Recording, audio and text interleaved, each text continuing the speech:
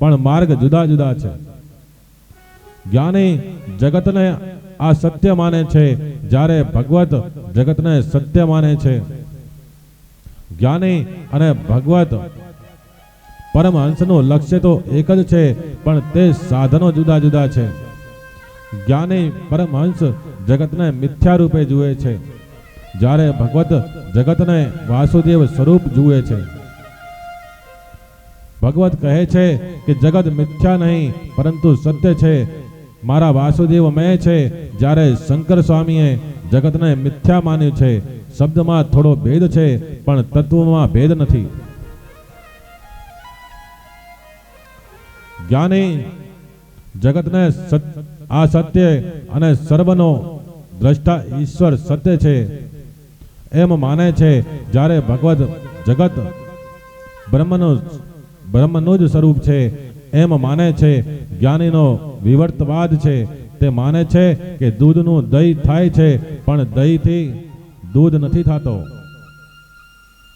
ભગવત કહે છે કે જગતનું જે ઈશ્વરમાંથી પરિણામ થયું છે તે દહીં જેમ નથી, પણ સોનાની લગડીનો દાગીનો બનાવ્યો હોય તેમ છે. સોનાની લગડી હતી ત્યારે પણ સોનું, અને લગડીનો દાગીનો બનાવ્યો ત્યારે પણ સોનું. દાગીનાના સુવર્ણમાં અને સોનાની લગડીના સુવર્ણમાં કંઈ ભેદ નથી. જગત એ બ્રહ્મનું પરિણામ છે, તેથી સત્ય છે. શંકરાચાર્ય કહે છે કે નામ રૂપ મિથ્યા છે અને બાકી રહે તે સત્ય છે, માટે સત્ય કહેવાય. ઘડો સત્ય નથી તેમ જગત સત્ય નથી. વૈષ્ણવો જગતને બ્રહ્મરૂપ માની જગતના પ્રત્યેક પદાર્થને બ્રહ્મરૂપ નિહાળી છે. તે જગતના દરેક પદાર્થ સાથે પ્રેમ કરે છે, જ્યારે જ્ઞાની પુરુષો જગતના પદાર્થ સાથે પ્રેમ કરતા નથી. તેઓ ફક્ત ઈશ્વર સાથે પ્રેમ કરે છે. જ્ઞાની શરીર વિષ્ઠા મળમૂત્રથી ભરેલું છે એમ માની દેહનો મોહ છોડી દેવાનું કહે છે, ત્યારે વૈષ્ણવો માટે આખું જગત બ્રહ્મરૂપ છે.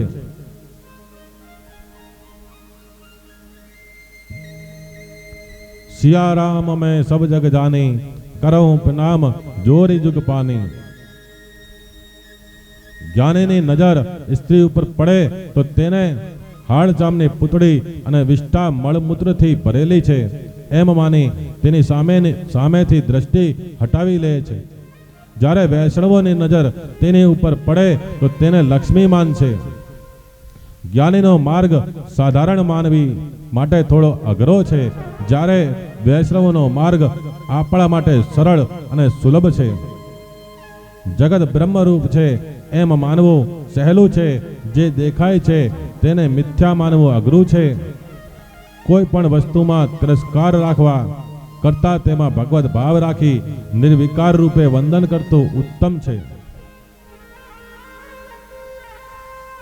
મહાપ્રભુએ કહે છે કે પ્રત્યેક પદાર્થ શ્રી કૃષ્ણનો અંશ છે, જેથી આ જગત સત્ય છે, પરંતુ ખંડન મંડનની ભાંજગડમાં પડવું નહીં. તેથી રાગદેશ ઊભા થાય છે. જ્ઞાને પરમહંસ જ્ઞાનથી ઉપદેશ આપે છે, જ્યારે ભગવત પરમહંસ ક્રિયાથી ઉપદેશ આપે છે. તેની પ્રત્યેક ક્રિયા જળ ભરતની જેમ ઉપદેશ રૂપે હોય છે.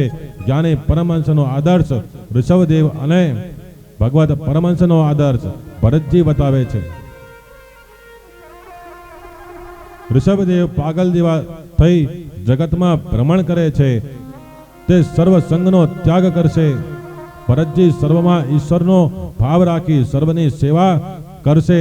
ભરતજી કહે છે કે હું સચરાચરનો સેવક છું.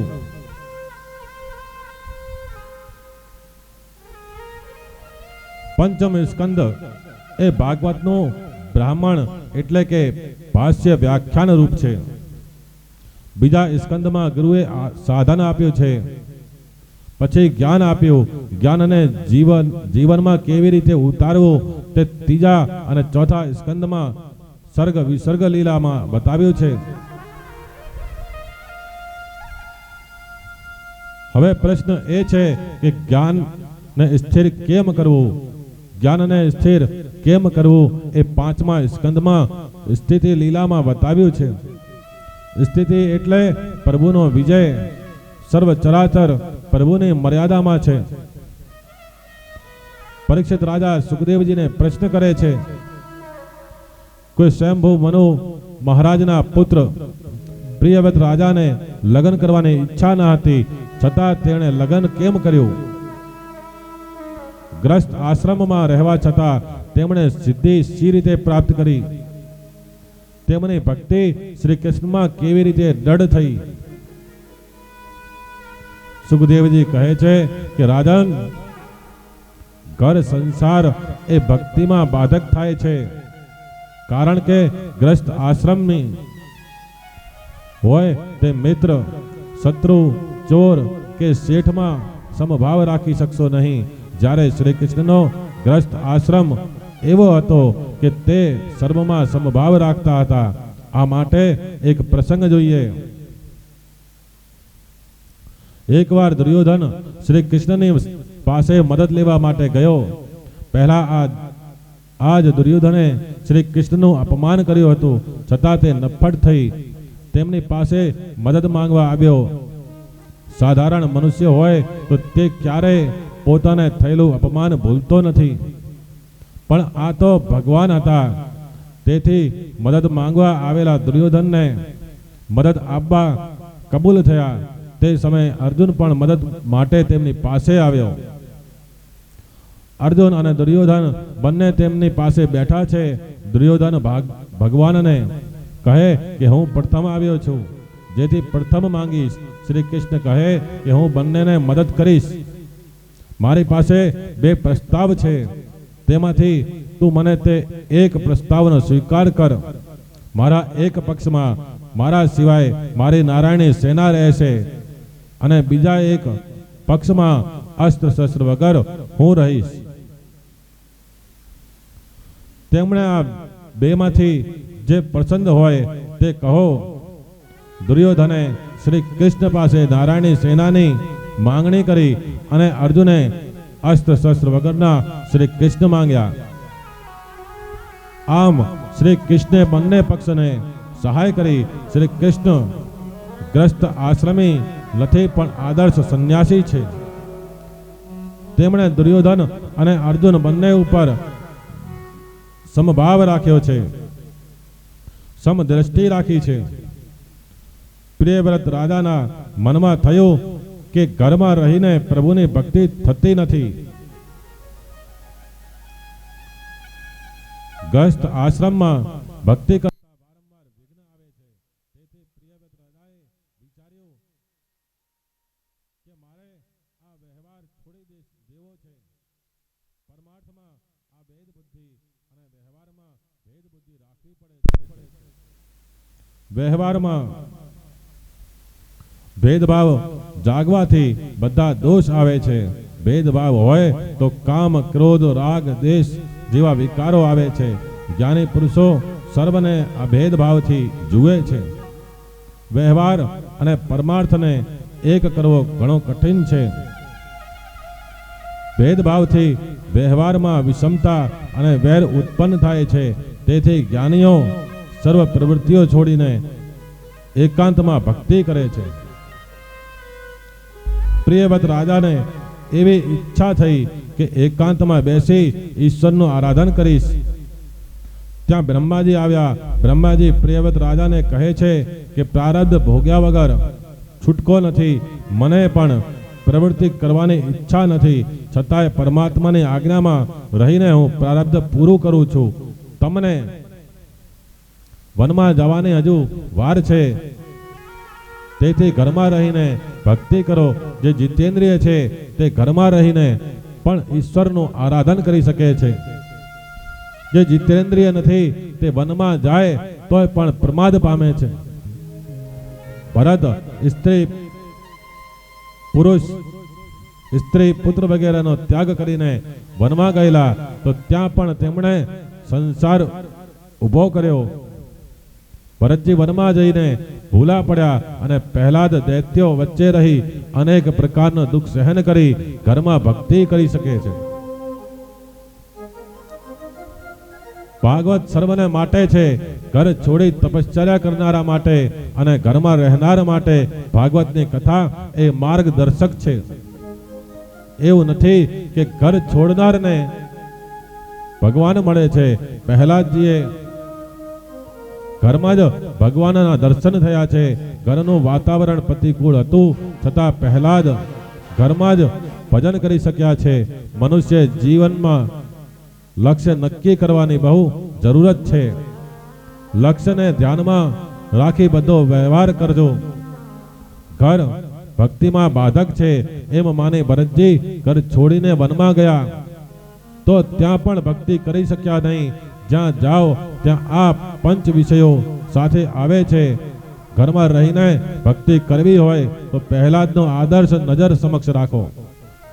વનમાં રહીને ભક્તિ કરવી હોય તો ભરતજીનું જીવન લક્ષ્યમાં રાખો. જીવ જ્યાં જાય છે ત્યાં તેની પાછળ 6 ચોર પડેલા છે: કામ, ક્રોધ, લોભ, મોહ, મદ અને મત્સર. આ વિકારો પાછળ આવે છે. આ વિકારોને વશના થઈ ઘરમાં રહે તો ઘર બાધક થતું નથી.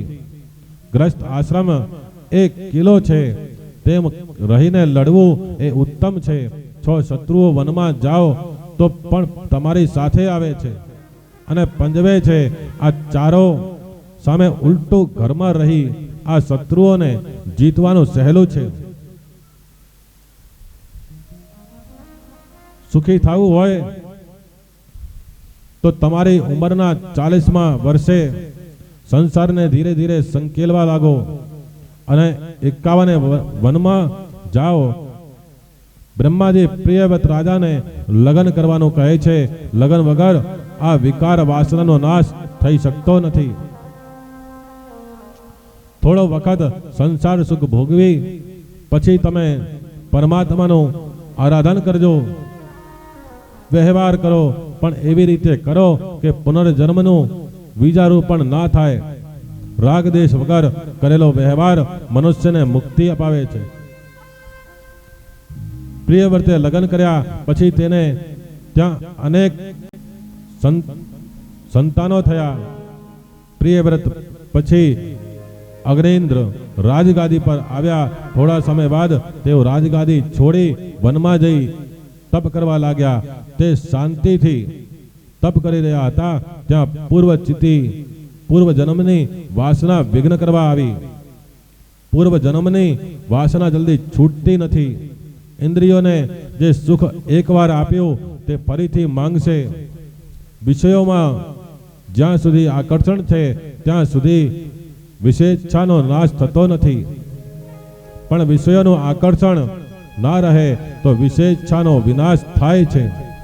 જ્યાં સુધી સંસારના વિષયોમાં રુચિ છે ત્યાં સુધી આ જીવ જ્ઞાન ભક્તિમાં આગળ વધી શકતો નથી. જીવાત્મા નિવૃત્ત થઈને ગમે ત્યાં જઈને બેસે છતાં પૂર્વના સંસ્કારો, પૂર્વની વાસનાનું તેને વારંવાર સ્મરણ થાય છે. અગ્નેન્દ્ર રાજા પૂર્વ ચિત્તીમાં ફસાયેલા છે. આ અગ્નેન્દ્રના ઘેર થયા નાભિરાજ અને નાભિરાજને ત્યાં ઋષભદેવ પુત્ર રૂપે પ્રકટ થયા છે. ઋષભ એટલે સર્વથી શ્રેષ્ઠ. ઋષભદેવ જ્ઞાન અવતાર છે. ઋષભદેવમાં બધા જ સદગુણો છે.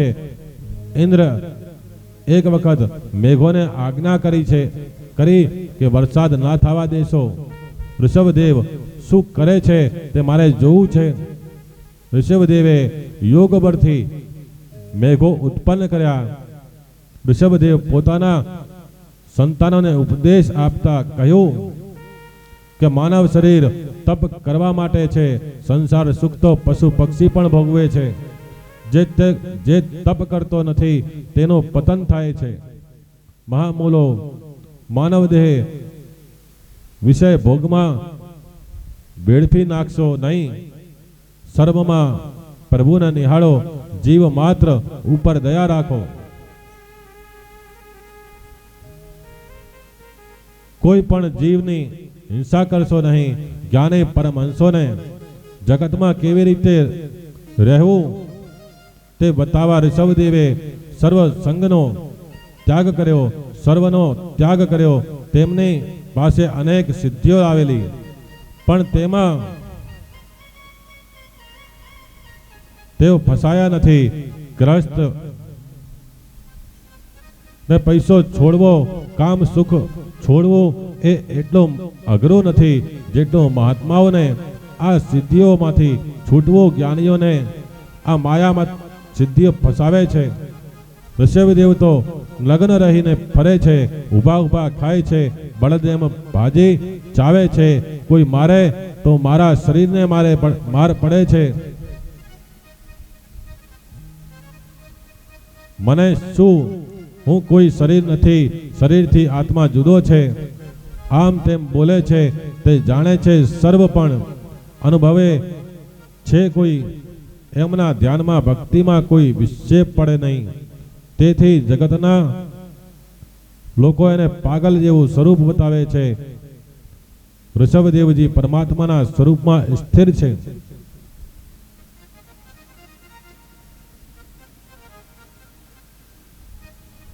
નારિયેળની અંદર કાચલી હોય છે અને તે કાચલીની અંદર કોપરું હોય છે. કાચલી કઠણ છે, કોપરું કોમલ છે.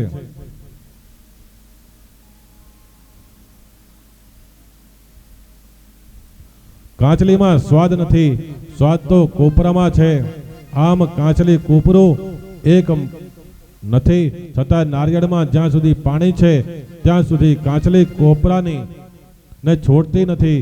તેમ મનુષ્યમાં જ્યાં સુધી વિષય છે ત્યાં સુધી શરીર અને આત્મા જુદા છે, તેનો અનુભવ થતો નથી.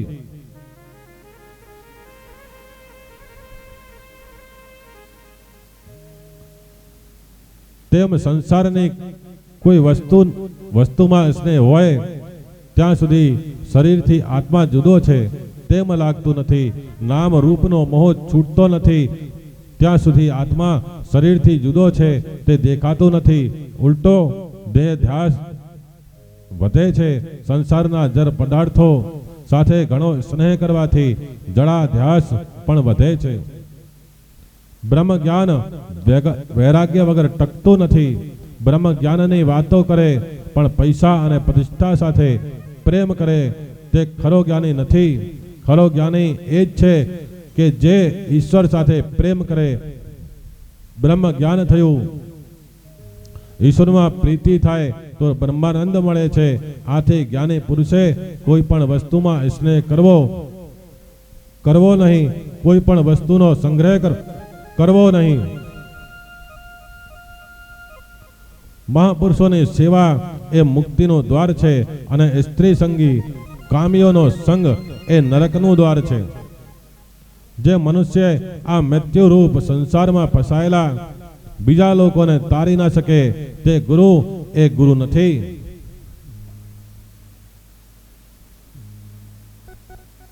સ્વજન એ સ્વજન નથી, પિતા એ પિતા નથી, માતા એ માતા નથી. એટલે કે તે ગુરુ સ્વજન પિતા માતા થવાને લાયક નથી. જ્ઞાનની 7 ભૂમિકાઓ યોગ વશિષ્ઠ રામાયણમાં આપી છે કે શુભેચ્છા, સુવિચારણા, તનુમાનસા, સત્વા, પતિ, આ સંસ્કૃતિ, પદાર્થ ભામિની, તુર્યાંગા. ભૂમિકાઓ સુધી સગુણ બ્રહ્મ ચિંતન કરવું. જ્ઞાનની 5મી ભૂમિકાએ પહોંચતા જળ અને ચેતનની ગ્રંથિ છૂટી જાય છે અને આત્માનો અનુભવ થાય છે. આ ભૂમિકાએ ઉત્તર દેહનું ભાન ભૂલાતું જાય છે અને છેવટે ઉન્મત્ત દશા પ્રાપ્ત થાય છે.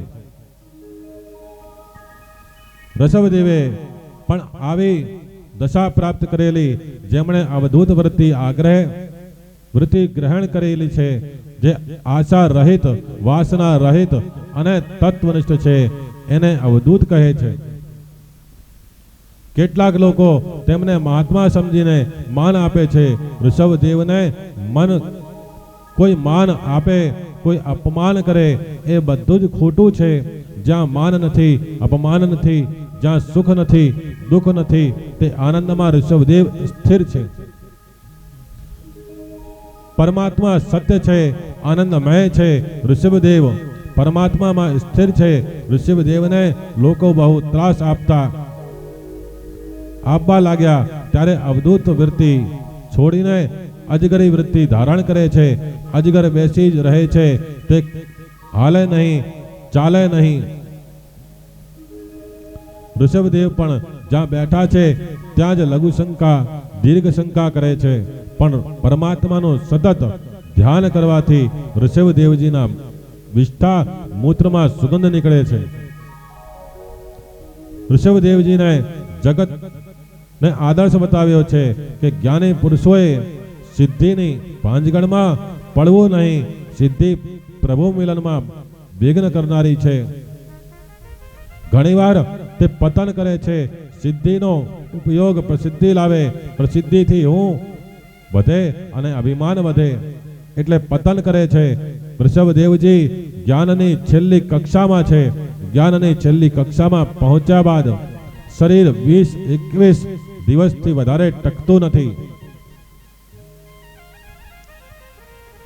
ઋષભદેવજી કર્ણાટકમાં આવ્યા. એકવાર જંગલમાં દ્વાગ્નિ સળગ્યો. ઋષભદેવજી તે દ્વાગ્નિમાં બુદ્ધિપૂર્વક પ્રવેશ કર્યો. દેહ બળે છે, આત્માને કંઈ થતું નથી. આવી આત્મનિષ્ઠાએ પરમહંસો માટે છે. ઋષભદેવજી પરમાત્માના સ્વરૂપમાં લીન થાય છે. ઋષભદેવજી ચરિત્ર સામાન્ય માટે અનુકરણી નથી. જ્ઞાની પરમહંસોને જગતમાં કેવી રીતે રહેવું જોઈએ તે આદર્શ બતાવવા માટે ભગવાનનો આ અવતાર છે.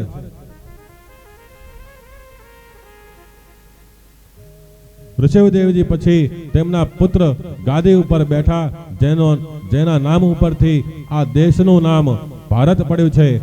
પ્રાચીન કાળમાં લોકો આ ખંડને અજનાભી ખંડ એવું કહેતા હતા. ભરતજીનું મૂળ નામ અજનાબ હતું.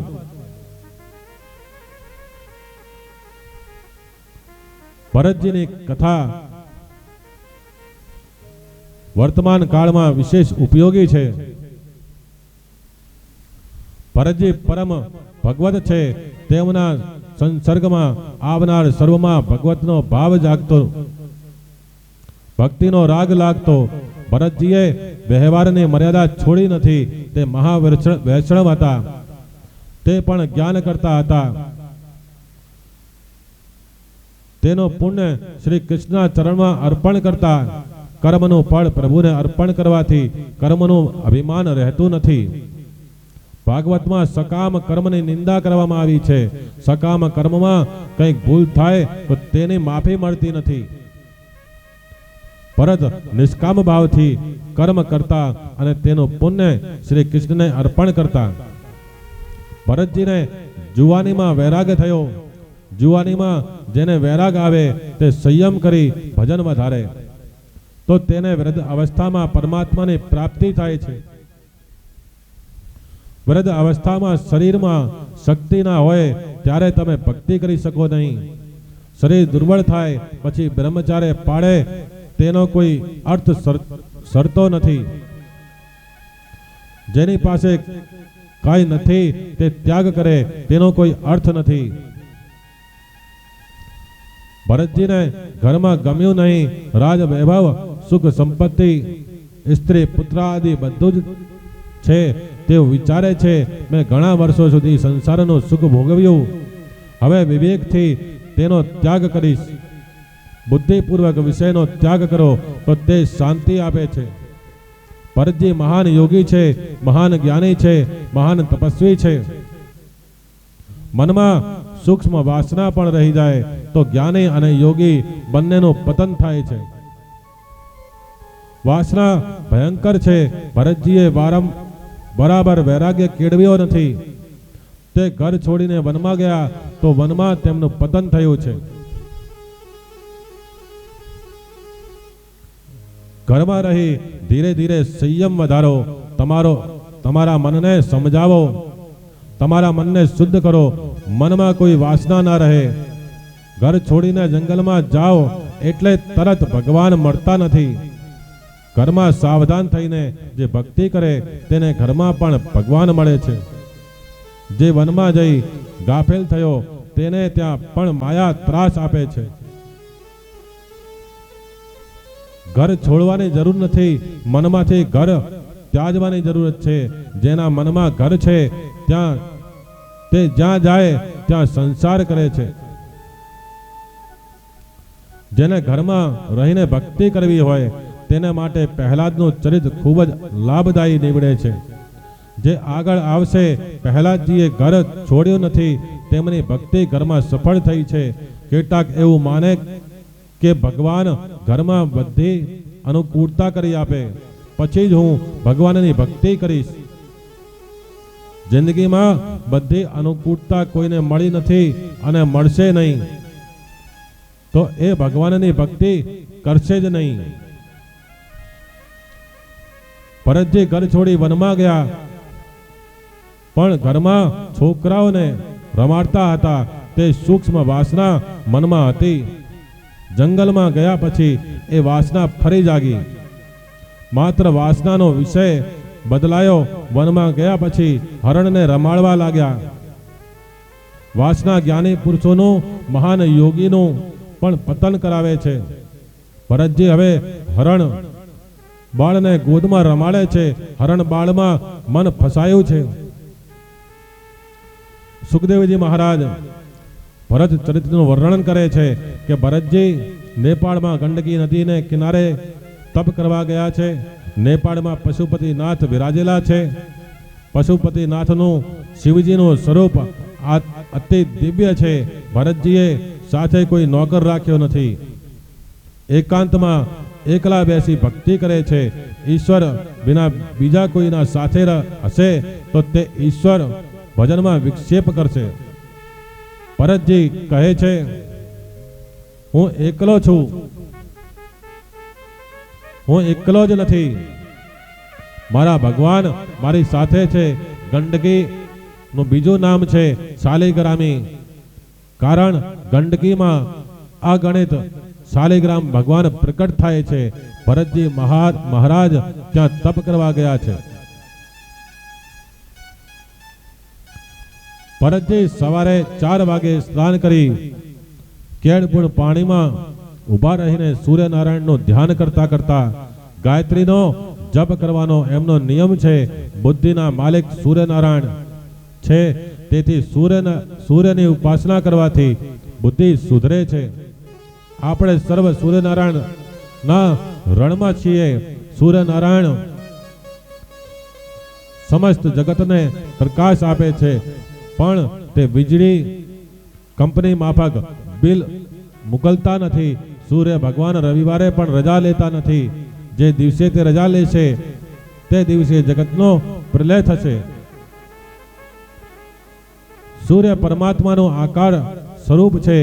એક દિવસ મનુષ્ય અને કાગડાઓમાં ઝઘડો થયો. કાગડો કહે, તમારામાં બુદ્ધિ વધારે છે, પણ તમારા કરતા એક ગુણ અમારામાં વધારે છે. અમે સૂર્ય ઉદય પહેલા ઉઠીએ છીએ. આમ કાગડો મનુષ્ય કરતા શ્રેષ્ઠ સાબિત થયો છે. સૂર્ય ઉગતા પહેલા સ્નાન કરી સૂર્યનારાયણને અર્ઘદાન કરો. ઈશ્વરની મર્યાદા સૂર્ય ચંદ્ર સમુદ્ર છોડતા નથી, તો મનુષ્ય કેમ છોડી શકે છે? મનુષ્યને પરમાત્માએ ઘણી સુખ સમૃદ્ધિ આપી છે.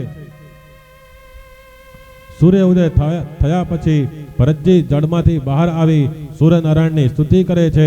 પછી દ્વારકાધીશની માનસી સેવા કરે છે. પહેલા પ્રત્યક્ષ સેવા કરેલી, એટલે હવે માનસી સેવા કરે છે. માનસી સેવા સહેલી નથી. શરીરથી વધારે પાપ થતું નથી, પાપ મનથી વધારે થાય છે. એટલે જ માનસી ધ્યાન, માનસી સેવા શ્રેષ્ઠ છે. મનથી ઈશ્વરમાં તન્મય થવું તે માનસી સેવા છે. અહીંયા એક વાણિયાનો દૃષ્ટાંત છે કે એક વાણિયો ગુસાઈજી પાસે ગયો. જઈને કહે કે બાપુજી, સેવા કરવા હું ખુશ છું, પણ તેમાં એક પૈસાનો ખર્ચ ના થાય તેવી સેવા બતાવો.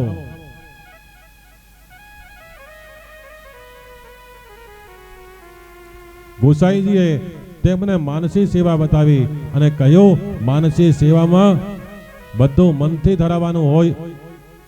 હું ભગવાનને સ્નાન કરાવું છું, વસ્ત્ર પહેરાવું છું, પૂજા કરું છું, ભોગ ધરવું છું, ભગવાન આરોગ્ય છે વગેરે મનથી ધરવાનું છે. વાણિયો તો ખુશ થઈ ગયો. ગુસાઈજી કહે, સવારમાં એવી ભાવના કરવાની કે ઠાકોરજી માટે હું યમુનામાંથી જળ લઈ આવ્યો. પછી યશોદાજી જેવી ભાવના રાખી બાળ સ્વરૂપની સેવા કરવી. બાળ સેવામાં વાત્સલ્ય ભાવ મુખ્ય છે. સેવામાં ગાયનું દૂધ અને માખણ લાવવું. લાલાને મંગલ ગીત ગાઈને ઉઠાડવાનો. યશોદાજી લાલાને મનાવતા, લાલા આટલું માખણ ખાઈ જા, તારી ચોટલી દાઉજી કરતા જલ્દી મોટી થઈ જશે, તારે પણ એમ જ કરવું. ગરમ જળથી લાલાને માંગલિક સ્નાન કરાવવું. પછી ઠાકોરજીને શણગાર કરવો. કનૈયો કહે તેવું પીતાંબર પહેરાવવું. પછી કનૈયાને નૈવેદ્ય ધરવું. લાલો આરોગ્ય છે તેવી ભાવના કરવી. ત્યારબાદ આરતી ઉતારવી. પછી સમા પ્રાર્થના કરવી. ગોસાઈજીના કયા પ્રમાણે વાણિયો શ્રી કૃષ્ણના બાલ સ્વરૂપની માનસી સેવા કરવા લાગ્યો. રોજ પ્રેમથી માનસી સેવા કરે છે. તેને માનસી સેવામાં એવો તન્મય થયો છે કે બધી વસ્તુ એને પ્રત્યક્ષ દેખાય છે. માનસી સેવામાં મનની ધારા તૂટવી જોઈએ નહીં. કોઈ લૌકિક વિચાર આવે તો સમજવું કે માનસી સેવાનો ભંગ થયો. વાણિયાએ 12 વર્ષ માનસી સેવા કરી. એક દિવસ કટોરામાં દૂધ લઈ આવ્યો. દૂધમાં ખાંડ નાખી. વાણિયાને લાગ્યું કે લાલાને દૂધમાં આજે ખાંડ વધારે થઈ છે. વાણિયાથી તે કેમ સહન થાય? સ્વભાવ કંજૂસ. તે જાય ક્યાં? પ્રાણ અને પ્રકૃતિ સાથે જાય છે. વાણિયાએ વિચાર્યું, લાવ દૂધમાંથી વધારાની ખાંડ કાઢી લઉં તો તે બીજા કામમાં આવશે. ત્યાં કટોરો ના હતો, ત્યાં દૂધ ના હતું, ખાંડ પણ ના હતી. તે માનસી સેવામાં એટલો તન્મય થયો હતો કે તેને બધું પ્રત્યક્ષ દેખાય છે. તે દૂધમાંથી વધારાની ખાંડ કાઢવા લાગ્યો. વાણિયાએ 12 વર્ષ સુધી માનસી સેવા કરેલી. તેથી કનૈયાને આજે પ્રગટ થવાની ઈચ્છા થઈ. કનૈયો પ્રગટ થઈ વાણિયાનો હાથ પકડ્યો. ખાંડ વધારે પડી ગઈ તો તારા બાપનું શું જાય છે? ક્યાં એક પૈસાનો પણ ખર્ચ તે કર્યો છે? ભગવત સ્વરૂપ થયો અને પછી વાણિયો ભગવાનનો સાચો અનન્ય ભક્ત બન્યો. કોઈ પણ સત્કાર્ય 12 વર્ષ નિયમપૂર્વક કરવામાં આવે તો તેનું ફળ અવશ્ય મળે છે. ભરતજી માનસી સેવા કરતા તેમાં તન્મય થયા છે. સેવા કરતા કરતા કંટાળો આવે તો શાલિગ્રામ ભગવાનની પૂજા કરે, ધ્યાન કરે. તે આખો દિવસ પૂજા કરતા.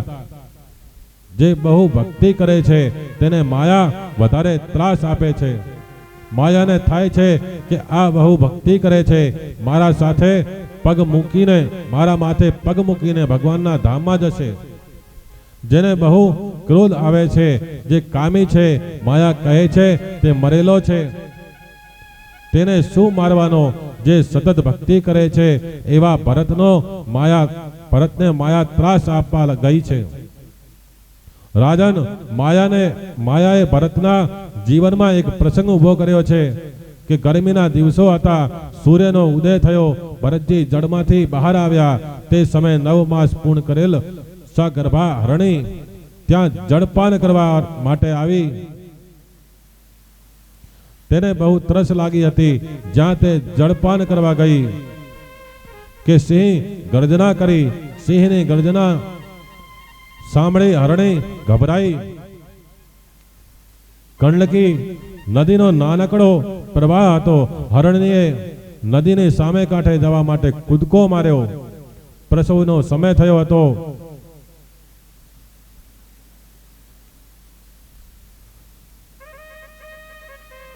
કૂદકો મારતા જ પેટમાંથી બાળ હરણ બહાર આવ્યો અને પાણીમાં પડ્યો. હરણીને પ્રસવની બહુ વેદના થઈ, તે તરફડવા લાગી. તે બાળ હરણને જોઈ રહી ભરતજી ત્યાં ઊભા હતા. હરણી ભરતજીને જોવા લાગી. ભરતજીને લાગ્યું કે હરણી મને કંઈક કહી રહી છે. મહારાજ, હું મારો દીકરો તમને સોંપું છું, તેને મોટો કરજો. ભરતજીને બાર હરણમાં શ્રી હરિના દર્શન થયા છે. હરણીએ જોતા જોતામાં પોતાના પ્રાણ છોડ્યા. ભરતજી દોડતા ગયા અને તે બાર હરણને ઉઠાવી લીધો, તેને ઝૂંપડીમાં લઈ આવ્યા. ભરતજીને થયું, આનો બાપ હું છું, આની માં પણ હું છું, આનું પાલન પોષણ કરવું એ મારી ફરજ છે. ભરતજી માનવા લાગ્યા કે હું બાર હરણનો રક્ષક પિતા છું, મારે તેનું સર્વ પ્રકારે રક્ષણ કરવું જોઈએ. જીવ માને છે કે હું બીજાનું રક્ષણ કરું છું. અરે ભાઈ, તું શું રક્ષણ કરવાનો હતો? તું એ કાળનું ભોજન છે. રક્ષણ કરનાર તો એક કરતા હરતા શ્રી હરિ છે. સંહાર તથા પાલન કરનાર શ્રી હરિ છે. હરણને પાણીમાંથી બહાર કાઢ્યો તે ભરતજીનો ધર્મ હતો, પરંતુ એનો રક્ષક પિતા હું છું આવો સંબંધ જોડ્યો તે સારું ના કર્યું. જીવ માત્રનો રક્ષક પિતા એક ઈશ્વર છે. બધા દોષ અભિમાનમાંથી જાગે છે.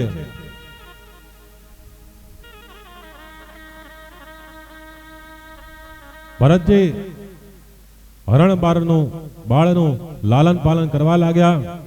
તે હરણ બાળને બહુ પ્યાર કરવા લાગ્યા. તે એને ગોદમાં રમાડે, છાતી સાથે લગાવે ત્યારે તેમને મજા આવે. દર્શન કરવા જાય ત્યારે તેને સાથે લઈ જાય. સ્નાન કરવા જાય ત્યારે પણ તેને સાથે લઈ જાય. જ્યાં જાય ત્યાં તેને સાથે લઈ જાય. ભરતજી હરણ બાળને ખભે બેસાડીને લઈ જાય છે. ભરતજીએ હરણ બાળને પાણીમાંથી બહાર કાઢ્યો તે ખોટું નથી, ઝૂંપડીમાં રાખ્યું તે પણ ખોટું નથી, પરંતુ હરણ બાળને મનમાં રાખ્યું તે ખોટું છે. ઘરમાં ગમે તેને રાખો, પણ મનમાં શ્રી કૃષ્ણ સિવાય કોઈને ના રાખશો. તમે જેને મનમાં રાખશો તે તમને રડાવશે, મરણ વળગશે. મન પરમાત્મામાં જ રાખો. આજ સુધી ભરતજી સંધ્યા ગાયત્રી કરે ત્યારે તેમને તેજોમય નારાયણ દેખાતા, પણ હવે ગાયત્રી જપ કરતા પેલો હરણ દેખાયો. ભરતજી શ્રી હરિને માટે ઘર છોડીને આવ્યા અને હરણમાં ફસાયેલા. ભરતજી પ્રારબ્ધ હરણ બાળ સ્વરૂપે આવ્યો. તે પ્રારબ્ધ ભોગવે છૂટકો. પ્રારબ્ધ ભોગવવું જ પડે છે. ભરતજી જ્ઞાની છે, પરંતુ તેમને વાસના ઉપર કાબુ મેળવ્યો નથી. તેનું આ પરિણામ છે. વાસનાનો નાશ કર્યા વિના બ્રહ્મનિષ્ઠા થતી નથી. તે ભરત ચરિત્રમાં સમજાવ્યું છે. ધીરે ધીરે ભક્તિના નિયમો છૂટવા લાગ્યા. ભક્તિમાં વિક્ષેપ થયો. તેમના સંધ્યા પૂજા નિત્ય કર્મો છૂટવા લાગ્યા અને દિન પ્રતિદિન તેમની હરણબાળ પ્રત્યેની આસક્તિ વધવા લાગી. માયા જીવને એવી રીતે છેતરે છે કે કોઈ બહુ ભક્તિ કરતો હોય તો માયા વિઘ્ન કરે, અને તે જીવ સંસારના કોઈ પણ વિષયમાં ફસાય તો માયા તાળી પાડીને હસે છે. માયાએ ભરતજીને ફસાવ્યા છે. મન ભરતજીને સમજાવતું કે આ તો પરોપકારનું કામ છે. જે બહુ પરોપકાર કરે એ ભગવાનને ભૂલે છે. બહુ પરોપકાર કરવા જતા હું વધી જાય છે, અભિમાન આવે છે. એક દિવસ એવું બન્યું કે હરણબાળ જંગલમાં દૂર રમવા જતો રહ્યો. રાત પડી છતાં તે પાછું આવ્યો નહીં. ભરતજી ચિંતા કરવા લાગ્યા, આજે હરણબાળ પાછું કેમ ના આવ્યું? વૃદ્ધ પિતા જેમ પુત્રની ચિંતા કરે છે તેમ આજે ભરતજીને હરણની ચિંતા થઈ છે. ભરતજીના મનમાં હરણ બાળનું ચિંતન ચાલી રહ્યું હતું. તે પેલી હરણીને અને પાણીમાં પડેલા બાળ હરણના તરફડાટને ભૂલી શક્યા નથી.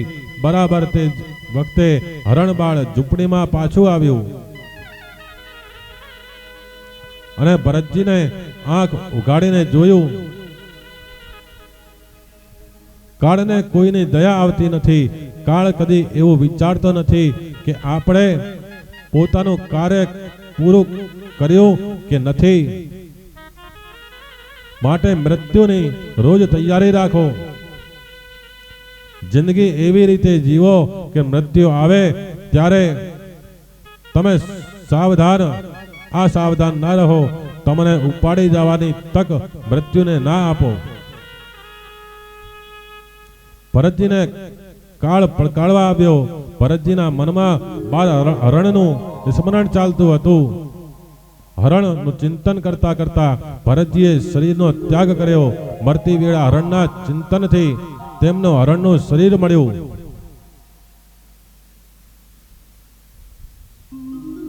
બીજા જન્મની તૈયારી મનુષ્ય આ જીવનમાં જ કરે છે.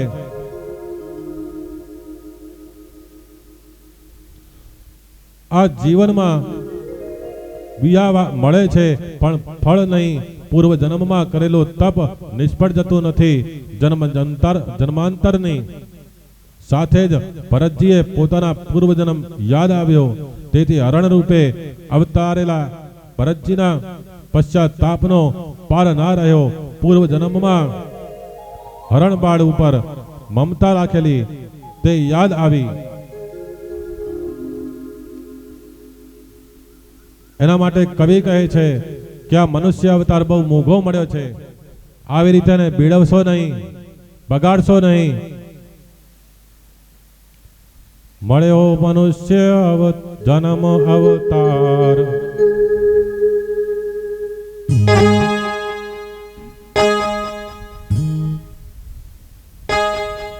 મળ્યો મનુષ્ય અવતાર હેત કરીને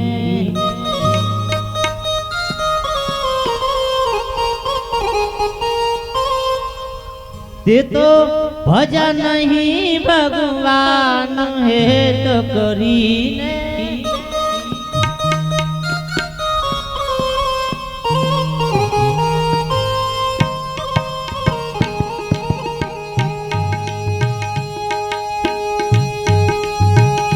તે તો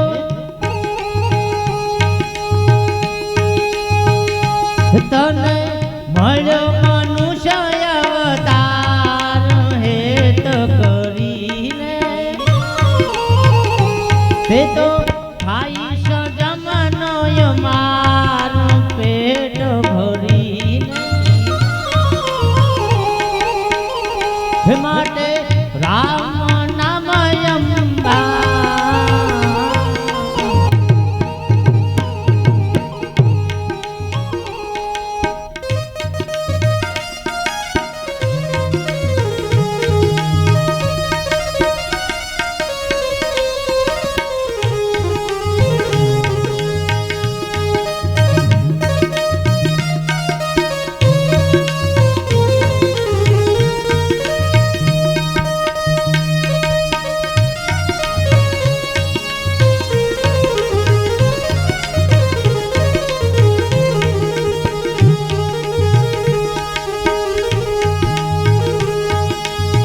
ગણપતિ પાછી ફેર ન આવે મૂરખ મુંડકમાં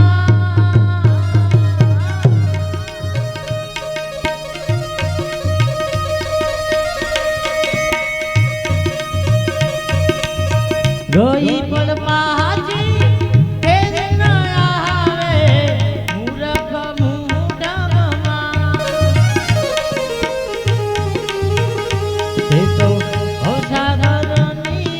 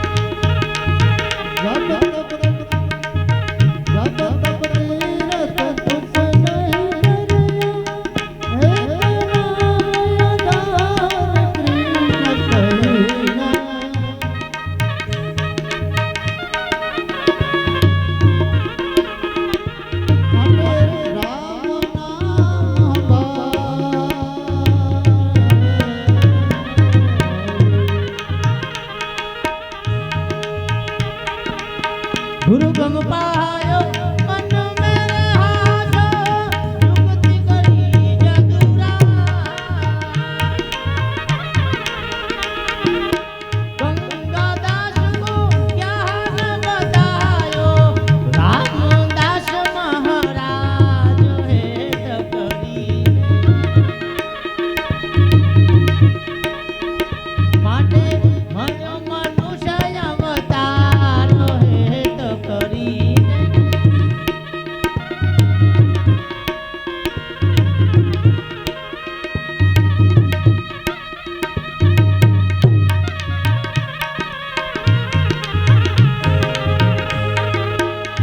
ધને મળ્યો મનુષ્ય અવતાર હેત કરીને તે તો ભજા નહીં ભગવાન હેત કરીને અંતે ખાશો રે જમનો માર પેટ ભરીને માટે રામ નામ તુયંબા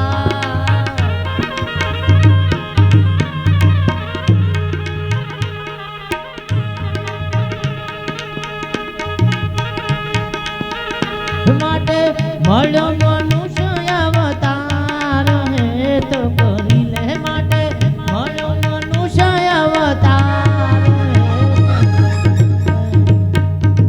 શ્રી ભાગવત ભગવાન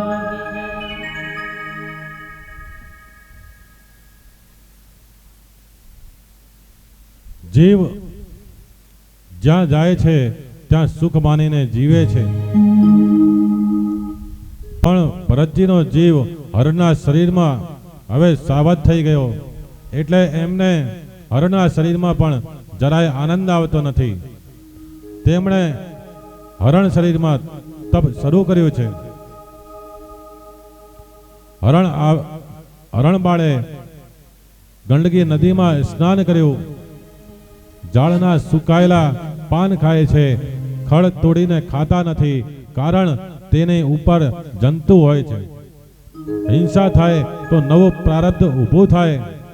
હરણ શરીરમાં પણ તેઓ એકાદશીનું વ્રત કરતા અડધું શરીર જળમાં અને અડધું શરીર જળ બહાર રાખીને બેસે છે.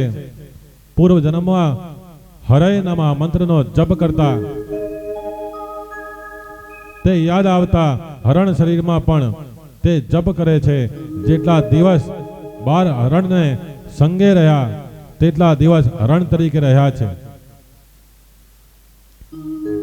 પ્રારબ્ધ પૂરું થતા હરે નમઃ બોલતા બોલતા તેમનું શરીર છૂટી ગયું.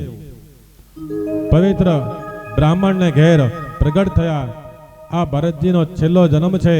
પૂર્વ જન્મનું જ્ઞાન છે કે હરણના સંગથી હરણ થયા, માનવના સંગથી ફરી માનવ થઈશું. માટે હવે જન્મ લેવો નથી. આ જન્મમાં મારે કોઈની સાથે બોલવું નથી. એકવાર મારી ભૂલ થઈ,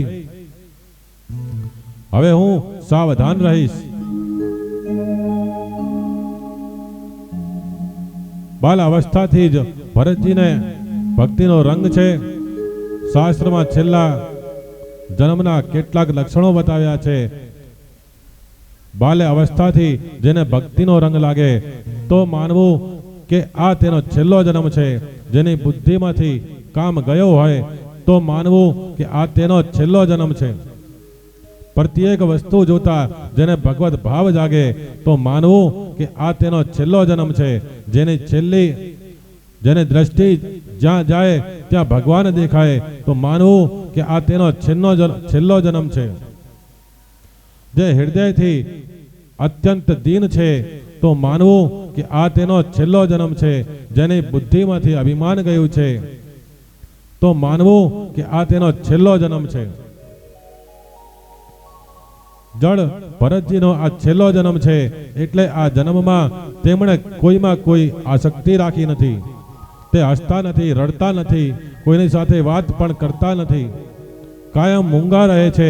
માતા પિતા પણ હવે તેને મૂંગો સમજવા લાગ્યા. ભરતજી મૂંગા ના હતા પણ જ્ઞાની હતા. પિતાજીએ તેમને જનોઈ આપી ઓમકારનો પેણાવ મંત્ર આપ્યો. બોલવાથી સ્નેહ થાય છે. બોલીશ તો ફક્ત મારા એક ગિરધર ગોપાળ શ્રી કૃષ્ણ સાથે જ હું બોલીશ. બસ એક મારા ગિરધર ગોપાળને જ રીઝવીશ. દુનિયાના લોકોને કે સગાને રીઝવવાથી શું લાભ? રામ નામ મેરે મન વસિયો, રામ રામ રસિયો રીઝવું રે રમાય. જળ ભરતના પિતા જળ ભરતને ઓમકાર ભણાવે છે, પણ ભરતજી કાંઈ બોલતા નથી. તે તો સતત પરમાત્માના સાનિધ્યમાં જ રહેતા. કોઈ તેમને ઓળખી શક્યો નથી. સૌ તેમને જળ સમજે છે. ભરતજીને બધું આવડે છે, પણ પિતાએ બોલાવેલા મંત્ર બરાબર બોલતા નથી. જ્ઞાન જાહેર કરવાનું હતું. ધીરે ધીરે ભરતજી ઘરના લોકો સાથે આ પ્રિય થઈ પડ્યા. ઘરમાં બધા તેમનો ખૂબ તિરસ્કાર કરવા લાગ્યા. માતા પિતા ગુજરી જતા ભરતજી એકલા રહ્યા. ગામમાં પાગલની જેમ ફરે છે. ભાઈ ભાભી ભરતજીનો તિરસ્કાર કરે છે. ભરતજીએ ઘર છોડી દીધું. બહાર ફરે છે. મફત મજૂરી કરે છે. કોઈ આપે તો લે, ના આપે તો માંગતા નથી. એક દિવસ ભાઈઓ તેમને પકડીને ખેતરમાં લઈ ગયા. ત્યાં તેમને બધું સમજ પાડીને પક્ષીઓ ઉડાડવાનું કામ સોંપ્યું. ભરતજી તો ખેતરમાં બેઠા બેઠા ધ્યાન કરે. કોઈ પક્ષીને દાણા ચણતા રોકે નહીં. ગાય બળદ ખેતરમાં આવે તોય પણ કોઈને રોકે નહીં. ભરતજી સર્વમાં ભગવાનના દર્શન કરે છે. ભરતજી વિચારે છે કે ખાને વાલા રામ, ખिलाने वाला राम, तो रोकने वाला मेरा क्या काम. બેઠા બેઠા દશરથ દર્શન કરે છે. ભાઈઓ ને થયું કે આ તો મૂર્ખ છે, જળ ભરત છે, એને કઈ અકલ નથી, કોઈ એમને ઓળખી શકતું નથી. જંગલમાં ભીલોનો રાજા રહેતો હતો. તેણે ભદ્રકાલી ની બાધા રાખી હતી કે જો મારા ઘેરે દીકરો આવે તો હું દીકરાની માનવની બલિ ચડાવીશ. થોડા સમય પછી એને ત્યાં બાળકનો જન્મ થયો. ભીલ રાજાએ પોતાના માણસોને એક સશક્ત મનુષ્યને પકડી લાવવા આજ્ઞા કરી. ભરતજીને કોઈ ચિંતા નથી. તે શરીરે અસ્તપુષ્ટ છે, ફાટેલી સાધારણ પોતળી છે, વાળ વધી ગયા છે. તેમના દેખાવ ઉપરથી તે પાગલ જેવા દેખાતા હતા. ભીલોની નજર જળ ભરત ઉપર ગઈ. તેઓ પકડીને જળ ભરતને ભીલ રાજા સમક્ષ રજૂ કર્યો. ભરતજીને નવરાવવામાં આવ્યા. એક સ્વચ્છ લાલ કપડું પહેરવા આપ્યું. રક્તચંદનનું તિલક કર્યું. ફૂલની માળા પહેરાવી. ખાવા માટે મીઠાઈ આપી. ભરતજી તો શાંતિથી નારાયણનું સ્મરણ કરતા કરતા મીઠાઈ ખાવા લાગ્યા. હું તો પરમાત્માના ચરણે જવાનો છું. ભીલ લોકોને આશ્ચર્ય થયું કે 2 કલાક પછી આને મરવાનું છે, છતાં તે કેવો શાંતિથી બેઠો બેઠો ખાય છે. તેને મરણની જરાય બીક લાગતી નથી. ભીલ લોકોએ ભજન કર્યું, મદરાપાન કર્યું. પછી વાજતે ગાજતે ભદ્રકાળીના મંદિરમાં ભરતજીને લઈ ગયા. ભદ્રકાળીની સન્મુખ બેસાવીને આજ્ઞા કરી. ભરતજી માથું નમાવીને બેઠા. પછી ભીલોના રાજા ત્યાં આવ્યો. ભદ્રકાળીની પૂજા કરી અને કહે, માતાજી, તે મને દીકરો આપ્યો, હવે હું તને નર બલિ ચડાવું છું. પછી રાજાએ ભરતજીને મારવા માટે હાથમાં તલવાર લીધી, છતાં ભરતજીને જરાય બીક લાગતી નથી. મારા માલિક ચતુર્ભુજ છે, ચારે બાજુથી રક્ષણ કરે છે. આ 2 હાથવાળો મને શું મારવાનો હતો? ભરતજી નિર્ભય હતા. પરંતુ ભદ્રકાળી માતાથી આ સહન થયું નહીં. ભીલ રાજા જ્યાં તલવાર ઉગામી મારવા જાય છે ત્યાં જ કડદની અવાજ થાય છે. મૂર્તિ ફાટીને અષ્ટભુજા ભદ્રકાળી બહાર આવ્યા. રાજાના હાથમાંથી તલવાર છીનવી લઈ. રાજાનું મસ્તક માતાજીએ કાપ્યું. તેના મસ્તકનો દડો બનાવી માતાજી રંબા લાગ્યા. ભરતજીને હું બચી ગયો એનો સુખ નથી, આ મરી ગયો તેનો દુઃખ નથી. ભરતજી પર સંસારના સુખ દુઃખની અસર થતી નથી. જ્યાં સુખ નથી, જ્યાં દુઃખ નથી, જ્યાં કેવળ આનંદ છે. ભરતજી આનંદમય પરમાત્માના સ્વરૂપમાં સ્થિર છે.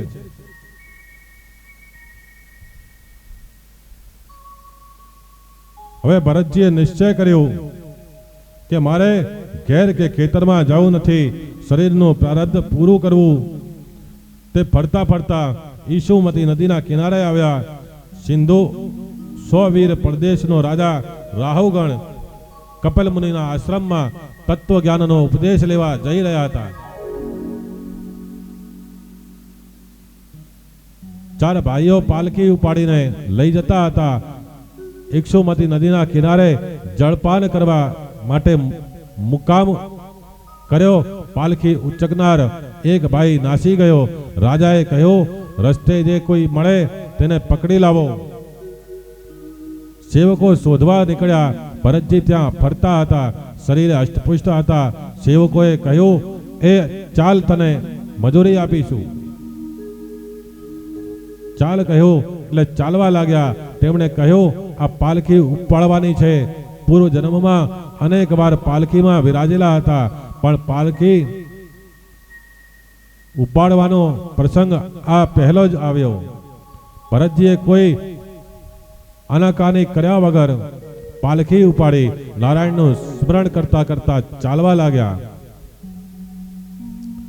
પગ નીચે કોઈ જીવની હિંસા ના થાય તેથી ભરતજી ધરતીમાં નજર રાખીને ચાલતા હતા. રસ્તામાં કીડી કે કોઈ નાનો જીવજંતુ દેખાય એટલે તેને બચાવવા તરત કૂદકો મારે. કૂદકો મારે એટલે પાલખીમાં બેઠેલો રાહુગણ એકદમ ઊંચો થાય અને પાલખીનો દંડો એના માથે લાગે. 2-4 વાર રાજાએ તે સહન કર્યું. પછી સહન ના થતા તેણે સેવકોને ઠપકો આપ્યો, બરાબર ચાલો, મને ત્રાસ થાય છે. ત્યારે સેવકોએ કહ્યું, તમે તો બરાબર ચાલીએ છીએ, અમે તો બરાબર ચાલીએ છીએ, પણ આ નવો આવ્યો છે તે પાગલ જેવો લાગે છે. ક્યારેક તે દોડવા લાગે છે, ક્યારેક ઊભો ઊભો રડે છે, કોઈક વાર રડવા લાગે છે તો કોઈક વાર હસવા લાગે છે.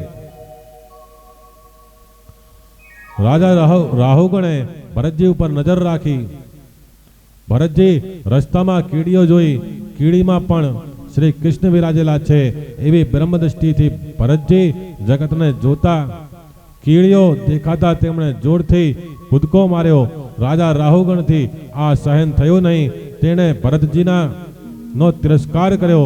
મૂર્ખ, તું તગડો છે છતાં આમ મારેલાની માફક શું ચાલે છે? તું જીવતો મરેલા જેવો દેખાય છે, તને વજન વધુ લાગે છે. સીધો ચાલ, નહીં તો હું તને મારીશ. તું જાણતો નથી કે હું આ પ્રદેશનો રાજા છું. તને હું બરાબર સજા કરીશ. માર પડશે એટલે તારું ગાંડ પણ તું ભૂલી જઈશ. રાજાનો એક પૈસો લીધો નથી, રાજાના ઘરનું ખાધો નથી. રસ્તે ફરતા હતા તે જબરજસ્તીથી લઈ આવ્યા છે, છતાં રાજા મારવા તૈયાર થયો. ભરતજીનું મન શાંત છે. રાજાએ બહુ તિરસ્કાર કર્યો, પણ ભરતજીના મન ઉપર જરાય અસર થઈ નહીં. તે માન અપમાન પી ગયા છે. રાજાના અભિમાન ભર્યા શબ્દ સાંભળીને ભરતજીને તેમને ઉપર દયા આવી. તેમને થયું કે આ માણસ મારા ખભે બેઠો છે, મારે તેનો ઉદ્ધાર કરવો જોઈએ. સુખદેવજી મહારાજ વર્ણન કરે છે કે આખું જગત ભરતજીને મૂંગો માને છે. તેમને કોઈ ઓળખી શક્યો નથી. ભગવાનને ઈચ્છા થઈ કે મારા ભક્તનું જ્ઞાન મારે જાહેર કરવું છે, મારા ભરતની કીર્તિ મારે વધારવી છે. પ્રભુએ લીલા કરી. આજે ભરતજીને બોલવાની ઈચ્છા થઈ છે. જીવનમાં એક જ વાર બોલ્યા છે, પણ જે રાહુગણ સાથે બોલ્યા છે તેનું કલ્યાણ કર્યું. બોલો તો એવું બોલો કે સાંભળનારને કનૈયો વહાલો લાગે, સાંભળનારનું પાપ બળે.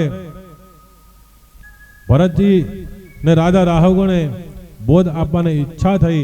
સદા મૌન રહેતા ભરતજી રાહુગણને સત્સંગનો મહિમા સમજાવતા કહે છે કે રાજન, તે કહ્યું કે હું બહુ તગડો છું, પણ તે તો શરીરનો ધર્મ છે. આત્માને તેની સાથે કોઈ સંબંધ નથી. હું શરીર નથી, શરીરનો સાક્ષી છું. હું દુબળો નથી, પુષ્ટ નથી. તે મને કહ્યું કે તું જીવતો મુવા જેવો છે. મને તે આખું જગત જીવતે મુવા જેવું લાગે છે. આજે તે આવતીકાલે નથી. આ પાલખી જીવતી મુવા જેવી છે. પાલખીમાં જે પૂતળું બેઠું છે તે જીવતે મુવા જેવું છે. તે મને કહ્યું કે વજન લાગે છે કે શું? અરે વજન નામની કોઈ વસ્તુ જ નથી. જ્ઞાની પુરુષો તો એવું માને છે કે જગત ખોટું છે. તો વજન સત્ય હોય ક્યાંથી? મારા ભગવાન સત્ય છે. પરમાત્મા વિના બીજા કોઈ સત્ય નથી. વજન એ તો મનની કલ્પના છે. મન માને તો વજન છે. માં બાળકને ઉઠાવીને લઈ જાય છે. બાળકમાં માની મમતા હોય છે. માને જ્યારે વજન લાગતું નથી, પોતાનું બાળક માને હલકું લાગે છે. પણ જો પાડોશીના છોકરાને ઉચકવાનો પ્રસંગ આવે તો તે વજનદાર લાગે છે. વજનનો સવાલ નામ મન સાથે છે, આત્મા સાથે નથી. હું મન નથી, મનનો સાક્ષી છું. હું ચેતન છું. હું પરમાત્માનો અંશ છું. રાજા, તે મને કહ્યું કે હું તને મારીશ. આ શરીરથી હું જુદો છું. શરીરને કોઈ મારે તેથી મારી ચાલ નહીં સુધરે. શરીરને માર પડે તેથી હું સુખી દુખી થતો નથી. આ તો બધા શરીરના ધર્મો છે. શરીરને શક્તિ આપે છે મન, મનને બુદ્ધિ આપે બુદ્ધિ, અને બુદ્ધિને ચેતન આપનાર હું આત્મા છું. શરીરના ધર્મો મને લાગુ પડતા નથી. મેં બ્રહ્મ દ્રષ્ટિ સ્થિર કરી છે. બોલતા બોલતા ભરતજીની બ્રહ્મ નિષ્ઠા પ્રગટ થઈ. સંતો સ્વરૂપમાં ને છુપાવે છે. ભરતજી કહે છે કે ના ના, હું બ્રહ્મનિષ્ઠ નથી. હું તો પાગલ છું. પાગલ નીચે કોઈ જીવની હિંસા ના થાય તે માટે હું કૂદકા મારું છું. મારા શ્રી કૃષ્ણ સર્વ ઠેકાણે વિરાજેલા છે. આ કીડીઓમાં પણ પરમાત્મા છે. તેથી હું કીડીઓ અને જીવ જંતુઓનો ખ્યાલ રાખી ચાલું છું, જેથી કોઈ કચડાઈ ના જાય. જે પાપ લઈને આવ્યો છું તે ભોગવી રહ્યો છું. હું નવું પાપ કરવા માંગતો નથી.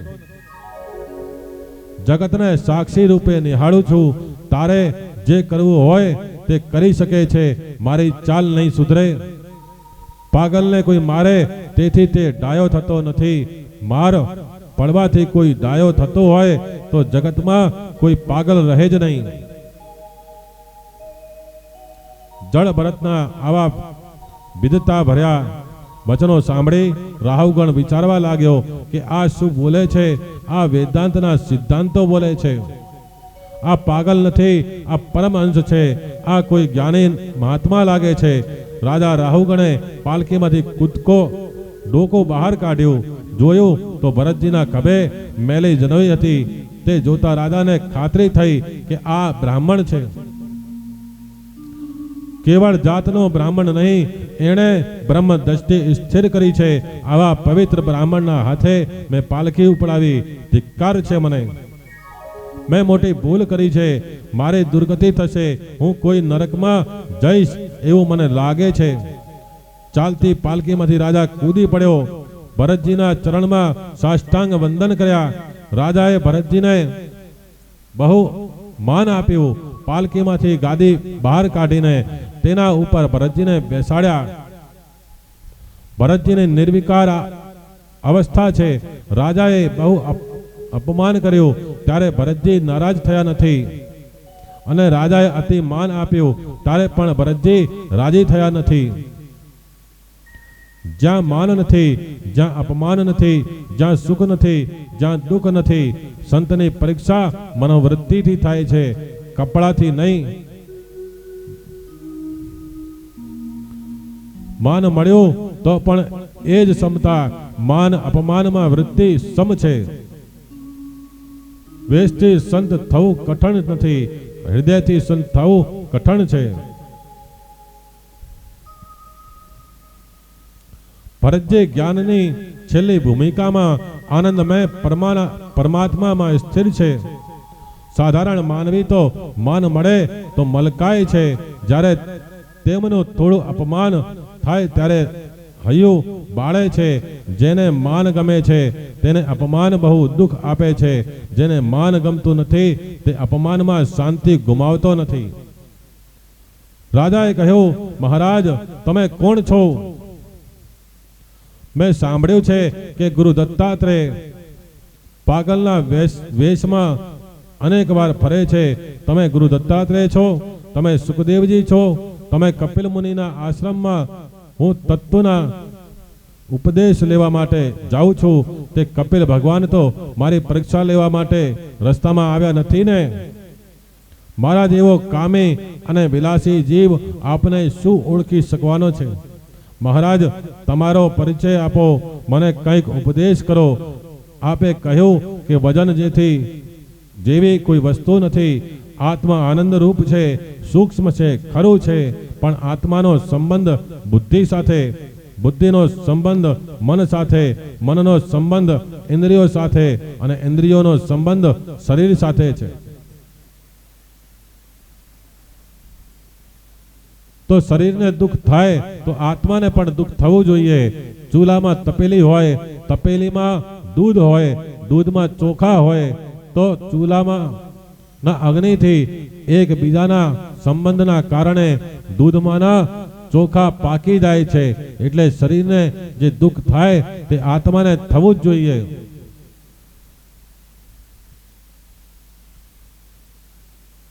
ભરતજીના દૂધમાંના ચોખા પાક્યા. ભરતજી કહે છે કે રાજન, આ કથન ખોટું છે. આત્મા પૂર્ણ નિર્વિકાર છે.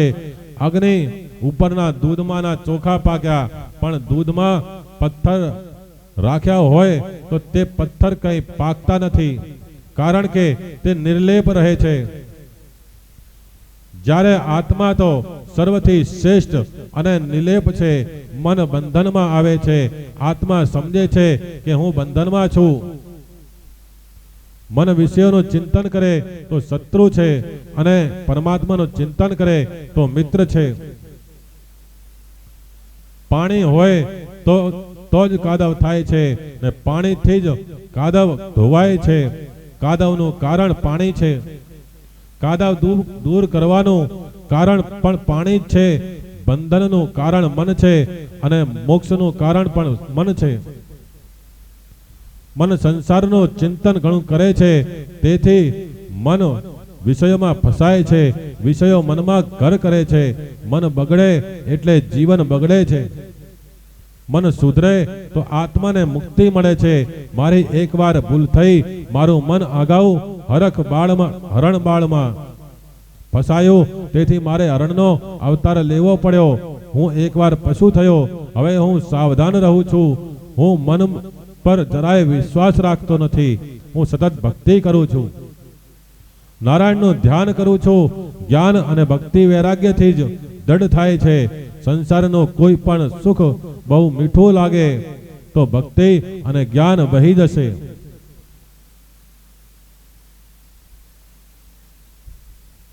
રાજા, તું મને પૂછે છે કે તું કોણ છે, પણ તું તારી જાતને પૂછ કે હું કોણ છું.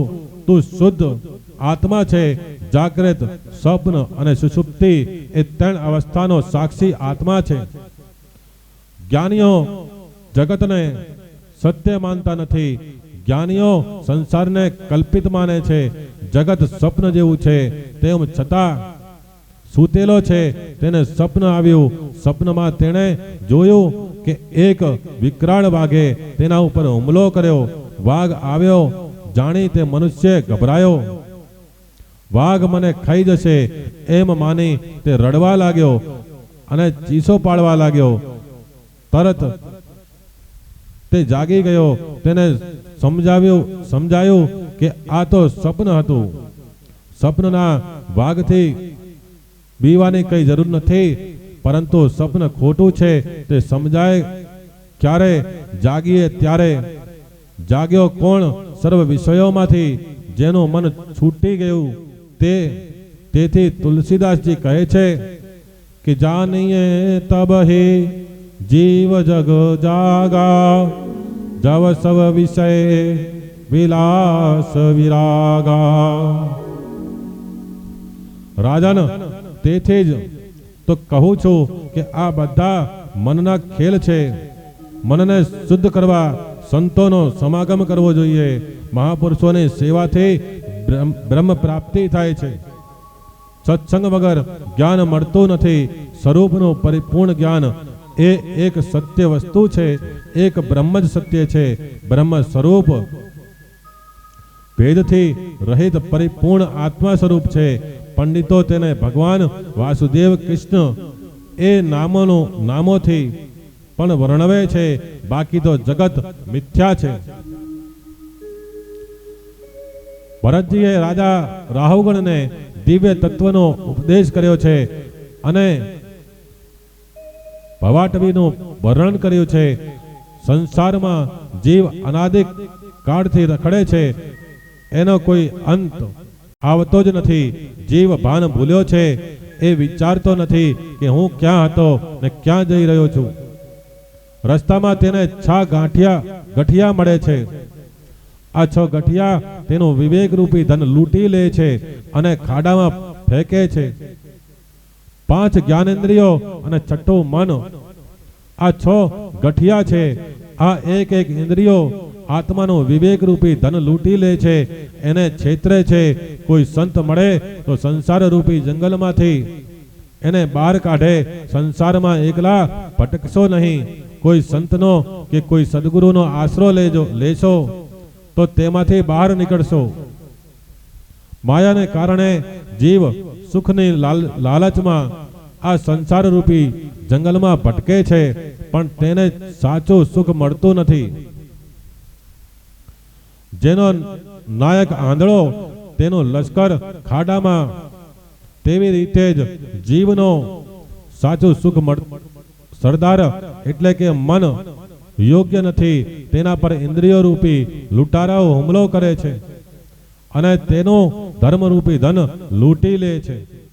આવા સંઘમાં રહેલા પ્રમાદી મનુષ્યને ઘેટાના ટોળામાંથી પ્રમાદી ઘેટાને જેમ વરુ ખેંચી જાય છે, તેમ સ્ત્રી પુત્ર રૂપી શિયાળમાં ખેંચી જાય છે. આ સંસાર જંગલ વેલા તથા જાળાઓથી ગીચ છે, તેમાં ડાંસ મચ્છરોનો પાર નથી. આવા જંગલમાં જીવને ગંધર્વનગર દેખાય છે, એટલે કે શરીર આદિને તે સત્ય માને છે. આ જીવ ભૂખથી વ્યાકુળ થાય છે, તે આ પવિત્ર વૃક્ષોની એટલે કે આ ધાર્મિક મનુષ્યનો આશ્રય કરે છે અને તૃષ્ણાથી પીડાય છે. ત્યારે ઝાંઝવાના જળ એટલે કે શોક રૂપી અગ્નિ ગ્રસ્ત આશ્રમને દુઃખમય બનાવી દે છે. આ જંગલમાં ચાલતા જીવો કાંટા અને કાંકરાથી એટલે કે અનેક પ્રકારના સંકટોથી વિંધાઈ જાય છે. આ જીવોને ત્યારે નિદ્રારૂપી સર્પ કરડે છે. તેથી તે મુર્દા જેવો થાય છે. કોઈ વાર દુર્જનો રૂપી હિંસક પ્રાણીઓ કરડે છે, તો કોઈ વખત તે પોતે જ અંધ બની એટલે કે વિવેક ભ્રષ્ટ બની તે મોહના અંધારિયા કુવામાં પડી દુઃખથી રીબાય છે. વળી આ જીવોને જંગલમાં સ્ત્રીઓ રૂપી લતાની શાખાઓનો આશ્રય કરી ત્યાં રહેલા આ સ્પષ્ટ મધુર મધુર શબ્દ કરતા બાળકો રૂપી પક્ષીઓને રમાડવા ઈચ્છે છે. છેવટે સિંહ રૂપી જન્મ મરણના તેઓ શિકાર બને છે. જીવ સંસાર જંગલમાં રખડે છે ત્યારે કોઈ વાર તેને હંસોનું ટોળું મળે છે. પરમહંસ વિરક્ત સાધુઓનો, સંન્યાસી મહાત્માઓનો, ભજનાનંદી સંતોનો સત્સંગ એ હંસોનું ટોળું છે. પણ જીવને હંસોના ટોળામાં રહેવું ગમતું નથી. કારણ તેમાં સવારે 4 વાગે ઉઠી ધ્યાન કરવાનું, સૂર્ય ઉગતા પહેલા સ્નાન કરવાનું, સંધ્યા કરવાની, પૂજા કરવાની, ગાયત્રી જપ કરવાનો, સાદું ભોજન કરવાનું, આ બધા નિયમો તેને ગમતા નથી. તેથી તે હંસોનું ટોળું છોડીને વાનરોના ટોળામાં દાખલ થાય છે. વિલાસીઓ નો સંગ તે વાનરોનું ટોળું છે. ગમે ત્યારે ઉઠવાનું, ગમે તેવા હાથનું ખાવાનું, આચાર નહીં, વિચાર નહીં, ત્યાં સ્વેચ્છાચાર અને દુરાચાર છે. જીવને સંસાર જંગલમાં રખડવાનો અંત ત્યારે જ આવે જ્યારે તેનું પાપ છૂટી જાય છે. પાપ છૂટે તેવી ઈચ્છા હોય તો પવિત્ર ભાવના રાખો. જે પવિત્ર સ્વરૂપ પ્રકારની ઈચ્છા વાસના છોડીને પરમાત્માનું ધ્યાન કરે, પરમાત્મા સાથે પ્રેમ કરે, એ જ સંસાર જંગલમાંથી છૂટે છે. રાજન અનાદિ કાળથી તું રખડે છે.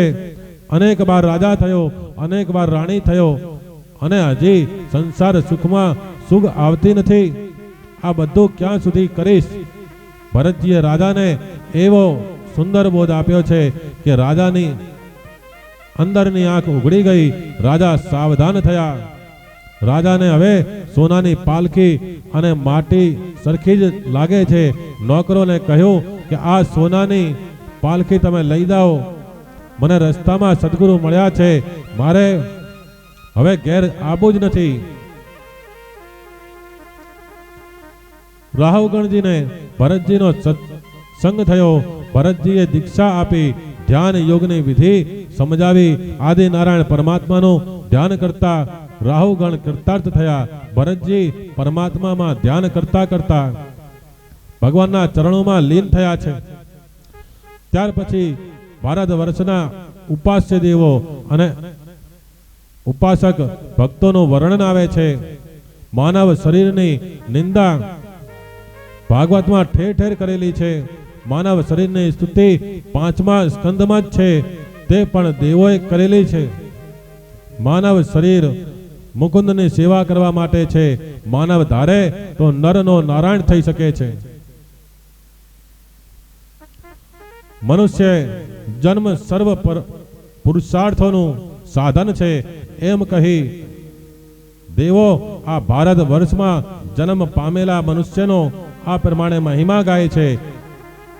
અહો, આ ભારતમાં ના મનુષ્યોએ ક્યાં પુણ્ય કર્યા હશે, અથવા શ્રી હરિ પોતે જ શું તેઓના ઉપર પ્રસન્ન થયા હશે. મનુષ્ય જન્મ હરિની સેવા માટે ઉપયોગી હોય, અમે પણ એની ઝંખના કરીએ છીએ. એ સૌભાગ્યની તો અમે પણ હંમેશા ઈચ્છા કરીએ છીએ.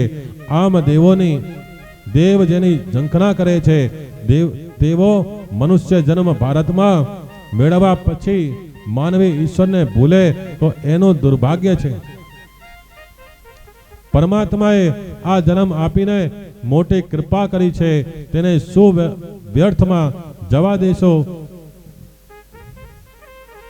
ચારે તરફ જોતા બહુ દુઃખ થાય છે. આજકાલ કળિયુગમાં રાવણ તો નથી રહ્યા, પણ રાવણનો વંશ બહુ વધ્યો છે. આજકાલ સમય એવો આવ્યો છે કે દરેકનું મન બગડે છે, પણ નામ સાથે પ્રીતિ થતા મન બગડતું અટકી જાય છે.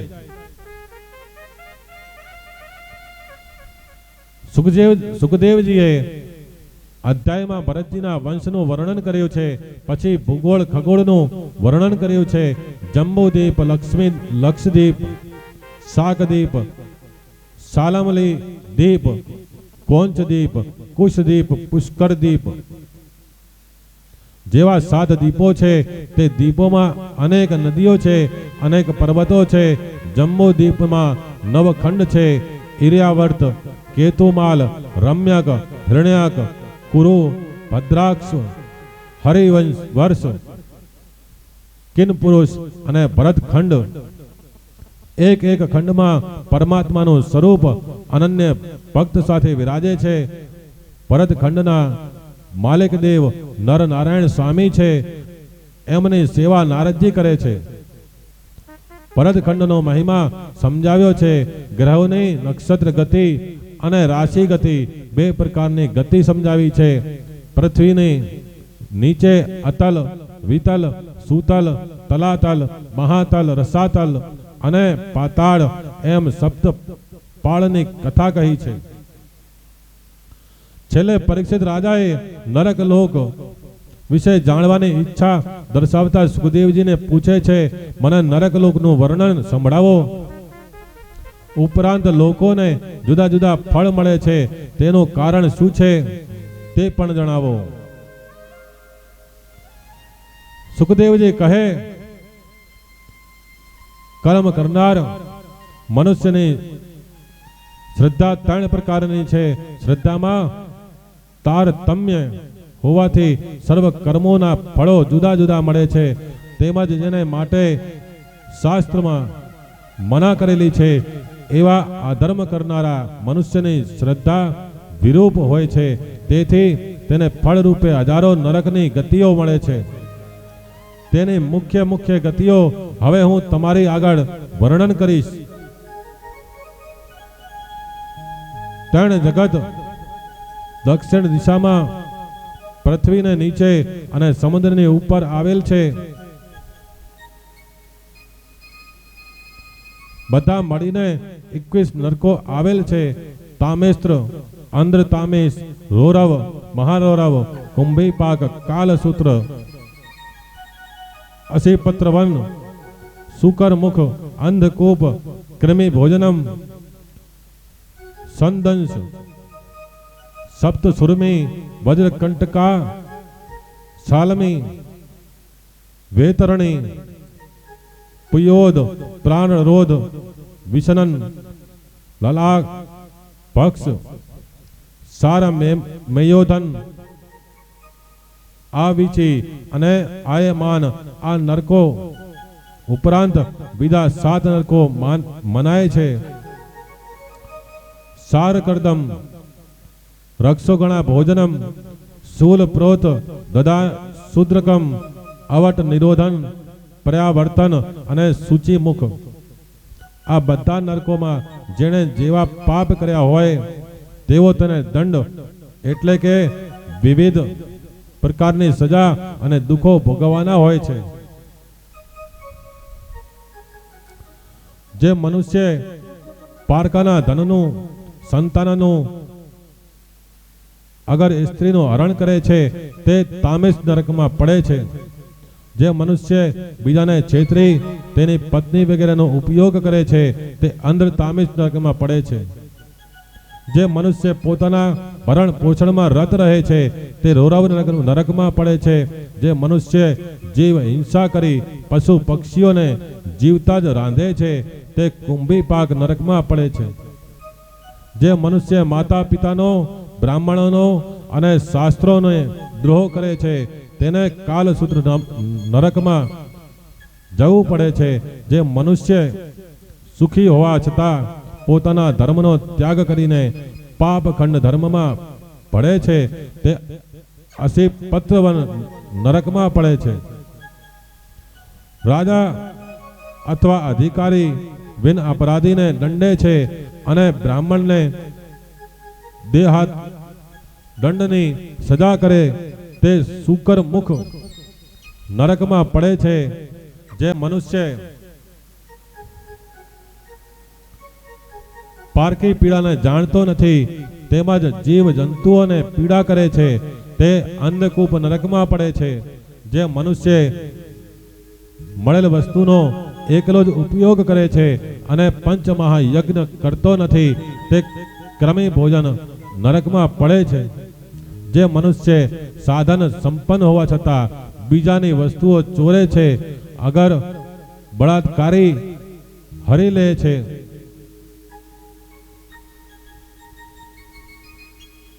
તે સંસદ નરકમાં પડે છે. જે મનુષ્ય વ્યભિચારી તે સપ્ત સુરમી નરકમાં પડે છે. જે મનુષ્ય પશુ સાથે વ્યભિચાર કરે છે તે વજ્ર કંટક શાલમલી નરકમાં પડે છે. જે રાજા કે રાજ સેવકો પ્રજાના રક્ષણ કરતાને બદલે ભક્ષણ કરતા બને છે તે વેતરણી નરકમાં પડે છે. જે મનુષ્ય શૂદ્ર જાતિની સ્ત્રીને પત્ની બનાવી આચાર વિચારનું પાલન કરતો નથી તે પુયોદક નરકમાં પડે છે. જે બ્રાહ્મણ કૂતરા, બિલાડા, ગધેડા, ઘેટા પાળે છે, શિકાર કરે, હિંસા કરે તે પ્રાણ રોધક નરકમાં પડે છે. જે મનુષ્ય યજ્ઞમાં પશુની હિંસા કરે છે તે વિષાનન નરકમાં પડે છે. જે દેવણ બીજાની સ્ત્રી સાથે સંભોગ કરે છે તે લાલ ભક્ષ નરકમાં પડે છે. જે મનુષ્ય ચોરી કરે છે, બીજાના ઘરવાર બાળે છે, બીજાને ઝેર આપે છે, બીજાને લૂંટે છે તે સાર મેયોદન નરકમાં પડે છે. જે મનુષ્ય સાક્ષી આપવામાં, ભેળસેળ કરવામાં, ઓછો તોલ આપવામાં, હિસાબ કરવામાં જૂઠું બોલે છે તે અવિચની નરકમાં પડે છે. જે બ્રાહ્મણ કે બ્રાહ્મણી મદરાપાન કરે છે તે અયમાન નરકમાં પડે છે. જે મનુષ્ય અભિમાની છે, ઉત્તમ મનુષ્યને માન નથી આપતો તે સાર કરદમ નરકમાં પડે છે. જે મનુષ્ય ભૈરવાદિકનું યજન કરે છે અને સ્ત્રી પુરુષનો માંસ ખાય છે તે રક્ષોગણ ભોજન નરકમાં પડે છે. જે મનુષ્ય નિરપરાધી પ્રાણીઓને દુઃખ આપે છે તે શૂલપ્રોત નરકમાં પડે છે.